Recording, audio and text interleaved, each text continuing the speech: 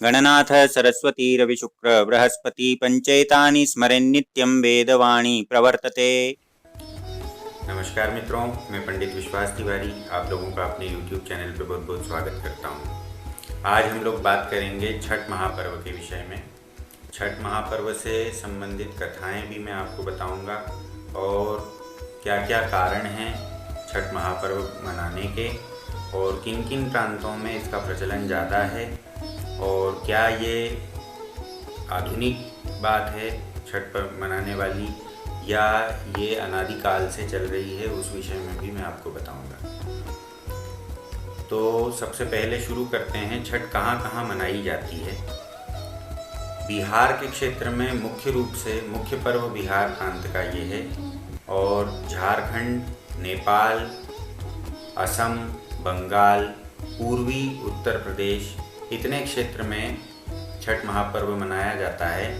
लेकिन अब आजकल ये स्थिति हो गई है कि इस क्षेत्र के लोग जो जहाँ जहाँ जाकर बसे हैं वहाँ सभी जगह मतलब लगभग पूरे विश्व में छठ पर्व कम या ज़्यादा रूप में मनाया जाता है। छठ महापर्व विशेष तौर पे सूर्य नारायण को समर्पित पर्व है और प्रकृति और सूर्य इन दोनों की सम्मिलित उपासना है। एक विशेष बात ये, हिंदू धर्म में सारी पूजाएं जो हैं वो मूर्ति को सामने रख कर के होती हैं, लेकिन इस पर्व में मूर्ति पूजा नहीं होती। इसमें प्रकृति को जिस रूप में प्रकृति उपलब्ध है उसी रूप में पूजन किया जाता है। छठ पर्व को कई नामों से जाना जाता है, जैसे कुछ लोग इसको छठ पूजा बोलते हैं, कुछ लोग षष्ठी पूजा बोलते हैं, कुछ लोग सूर्य पूजा बोलते हैं, कुछ लोग सूर्य षष्ठी पूजा बोलते हैं, कुछ लोग डाला छठ बोलते हैं, कुछ लोग उषा पूजन बोलते हैं। इस प्रकार से अनेक नामों से इस पर्व को पुकारा जाता है। अब ये पर्व कब मनाया जाता है? तो वर्ष में 2 बार छठ पर्व मनाया जाता है, लेकिन मुख्य रूप से शरद ऋतु में कार्तिक मास में शुक्ल पक्ष की षष्ठी मतलब अमावस्या से छठे दिन ये पर्व मुख्य रूप से मनाया जाता है। इसके अलावा चैत्र मास में भी षष्ठी के दिन ये पर्व मनाया जाता है, लेकिन उस पर्व की ज़्यादा ख्याति नहीं है, वो कम विस्तृत रूप में मनाया जाता है। इस पर्व में नदी के किनारे का बहुत महत्व माना जाता है। विशेष तौर पे गंगा के क्षेत्र में ये पर्व बहुत धूमधाम से मनाया जाता है।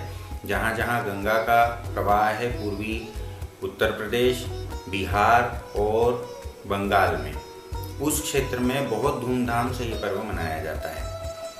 कमर तक जल में खड़े होकर के सूर्य नारायण को अर्घ्य दिया जाता है, अस्त होते सूर्य को और उदय होते सूर्य को। वास्तव में इसको 4 दिन के लिए मनाया जाता है।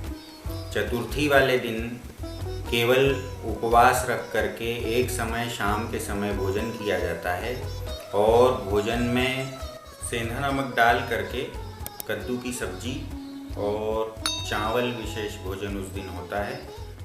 इसी दिन को नहाए खाए करके कहा जाता है। अगले दिन खरना होता है। खरने वाले दिन भर उपवास रखा जाता है और शाम के समय घर में छठी माता की पूजा करके और खीर जो कि गुड़ डाल करके बनाई जाती है, गुड़ की खीर और रोटी का भोग लगता है, वही जो व्रती है वो भोजन करता है। लेकिन इसमें इस बात का ध्यान रखना विशेष आवश्यक होता है कि उस समय किसी से बात न की जाए, किसी प्रकार का शोर आसपास ना हो। तो जो लोग व्रत रखते हैं वो लोग एकांत में बैठ करके उस प्रसाद को पाते हैं। उसके बाद में खीर और रोटी का प्रसाद अन्य लोगों में भी, परिवार में भी और मिलने जुलने वालों में भी वितरित होता है। बस ये जो खीर का प्रसाद लिया गया, इसके बाद से व्रती लोग निर्जल उपवास करते हैं। तो रात भर और अगले दिन भर उपवास निर्जल रख करके फिर अस्त होते सूर्य को अर्घ्य देने के लिए नदी या तालाब या जलाशय जो भी आसपास है वहाँ पर उपस्थित होते हैं और सूर्य को, अस्त होते हुए सूर्य को अर्घ्य देते हैं। फिर अगली जो रात है उस रात भर भी निर्जल रह करके और अगले दिन सूर्य को फिर से उगते हुए सूर्य को अर्घ्य दिया जाता है। इस प्रकार से उगते हुए सूर्य को अर्घ्य देने के बाद इस व्रत का पारण किया जाता है। ये सामान्य विधि इस व्रत की है। इसमें सभी प्रकार की फसलें जो उस समय उपलब्ध होती हैं, उन सब का भोग सूर्य नारायण को अर्घ्य में रख करके लगाया जाता है। चाहे वो कंद हो, चाहे सब्जियां हों, चाहे अनाज हो, सभी कुछ सूर्य नारायण को चढ़ाया जाता है। और विशेष तौर पे एक पकवान बनाया जाता है सूर्य के प्रसाद के रूप में, जिसको बिहार की भाषा में ठेकुआ बोलते हैं। लकड़ी के एक यंत्र पर, जिस पर सूर्य की आकृति बनी होती है, उस पर गेहूं के आटे की पीठी को शक्कर या गुड़ मिला करके और ठोक करके बनाया जाता है, इसलिए इसे ठेकुआ बोलते हैं।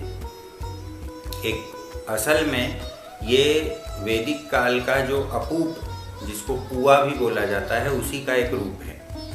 सूर्य की आराधना वर्तमान आराधना नहीं, अनादिकाल से सूर्य की आराधना चली आ रही है। हमारी शास्त्रीय पद्धति में जो पंचदेवों की उपासना है, उसमें सूर्य का प्रधान स्थान है। तो तभी से, जब से सृष्टि है, तभी से सूर्य नारायण की उपासना की परंपरा हम लोगों की, सनातनियों की है। उसी सिलसिले में ये एक सूर्य की उपासना का दिन है। वैसे भी सप्तमी तिथि जो है वो सूर्य के लिए समर्पित है। हर महीने की सप्तमी तिथि सूर्य के लिए ही होती है, पर ये विशेष तौर पे सूर्य को समर्पित तिथि है। इसे छठ वाले दिन भी, सप्तमी वाले दिन भी, दोनों दिन सूर्य के नाम से जाना जाता है। एक वैज्ञानिक आधार भी इस पर्व के पीछे है। एक शोध से पता पड़ा कि चैत्र मास और कार्तिक मास में अमावस्या के बाद छठे दिन सूर्य की पराबैंगनी किरणें जो हैं वो ज़्यादा प्रभावी होती हैं और उनका मानव जीवन पे कई प्रकार का उल्टा प्रभाव, अनपेक्षित प्रभाव पड़ता है, जिससे बचने के लिए यदि व्रत लिया जाए, व्रत के नियमों का पालन किया जाए, तो सुरक्षा हो जाती है। इस व्रत को एक प्रकार की तपस्या ही कहना चाहिए। इसमें बहुत सारे नियम कठोर होते हैं, जैसे भूमि शयन अनिवार्य है और चाहे जहाँ घूमना फिरना, चाहे जहाँ जाना आना, ये सब चीज़ें वर्जित हैं। बहुत संयम से, बहुत नियम से इस व्रत को करना चाहिए। पवित्रता का बहुत विशेष ध्यान रखना जरूरी है और पूर्ण श्रद्धा के साथ में इस व्रत को करना चाहिए। अब ये छठी माता हैं कौन? षष्ठी देवी आद्या शक्ति जो हैं, उनकी छठी कला से प्रकट हुई हैं। इन्हीं का एक नाम देवसेना भी है, इन्हीं का एक नाम कौमारी भी है। और कुछ लोगों की मान्यता के अनुसार नवरात्रि के छठे दिन जिस देवी की पूजा होती है, वही कात्यायनी देवी षष्ठी के रूप में भी प्रकट हुई हैं। इनसे संबंधित पौराणिक कुछ कथाएं हैं जो मैं आपको बताता हूँ। सबसे पहला प्रसंग ये है कि रामचंद्र जी लंका पर विजय प्राप्त करके जब अयोध्या आए, तो सीता जी और रामचंद्र जी ने सूर्य की उपासना की और ऐसी मान्यता है कि वो उपासना इसी कार्तिक मास में षष्ठी के दिन और सप्तमी के दिन की थी। तो कुछ लोगों का मानना है कि इस कारण ये परंपरा चालू हुई। फिर दो बातें महाभारत काल से संबद्ध हैं। एक तो कर्ण, जो सूर्य के ही पुत्र थे, उन्होंने सूर्य की उपासना खूब मन लगाकर जीवन भर की। और ये जो पद्धति है, कमर तक जल में खड़े होकर के सूर्य नारायण का ध्यान करना और उनको अर्घ्य देना, ये पद्धति इस षष्ठी पर्व में कर्ण के कारण आई है, ऐसा कुछ लोगों का मान्यता है। फिर महाभारत काल की ही एक और बात है कि जब पांडवों को अपने राज्य से च्युत होना पड़ा, छोड़ना पड़ा, उस समय श्री कृष्ण भगवान के कहने के कारण द्रौपदी जी ने इस व्रत को किया, सूर्य नारायण की उपासना की और सूर्य नारायण की कृपा से फिर से पांडव लोग राज्य, धन, सुख से संपन्न हो गए। चौथा प्रसंग पुराणों में आता है। विशेष तौर पे देवी भागवत पुराण में षष्ठी माता से संबंधित एक प्रसंग है। एक राजा प्रियव्रत नाम के हुए हैं। उनके संतान नहीं थी, तो कश्यप ऋषि के द्वारा पुत्र कामेष्टि यज्ञ करवाकर उस यज्ञ से जो चरु मतलब खीर प्राप्त हुई, वो खीर उनकी पत्नी को दी गई और उस खीर के प्रभाव से, अग्नि नारायण के प्रभाव से उनकी पत्नी गर्भवती हुई। जब बच्चा पैदा हुआ, जन्म हुआ उस शिशु का, तो वो शिशु मृत था। ये देख करके प्रियव्रत राजा बहुत दुखी हुए और उस बच्चे का शव लेकर के स्मशान में गए।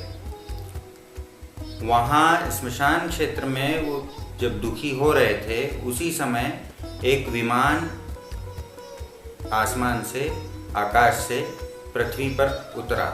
बहुत दिव्य आभा चारों तरफ छा गई। उस विमान में देवसेना देवी विराजमान थी और उन्होंने प्रियव्रत को कुछ शब्द कहे कि आप शोक मत करिए, आप मेरा पूजन करिए।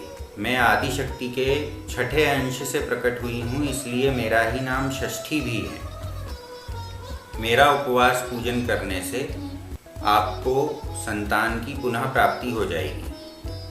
देवी के कहे हुए अनुसार प्रियव्रत ने षष्ठी देवी का पूजन किया और षष्ठी देवी के आशीर्वाद से फिर से उनका पुत्र जीवित हो गया, पुत्रवान हो गए हो। तब से प्रियव्रत राजा ने अपने राज्य में ढिंढोरा पिटवा दिया कि सभी लोग षष्ठी देवी का पूजन करेंगे, और तब से षष्ठी देवी का पूजन पृथ्वी पर होने लगा। और वो परंपरा अलग अलग रूपों में, अलग अलग संप्रदाय में आज भी विद्यमान है। स्त्रियां, पुरुष भी अपने पुत्र पौत्रों की शुभ कामना के लिए, मंगल कामना के लिए इस व्रत को करते हैं। प्रत्येक महीने की षष्ठी तिथि को षष्ठी देवी का व्रत किया जा सकता है। कुछ एक तिथियां विशेष प्रभावी हैं, जैसे कार्तिक मास की शुक्ल पक्ष की षष्ठी, ये जो षष्ठी महापर्व है, चैत्र मास की षष्ठी, इसके अलावा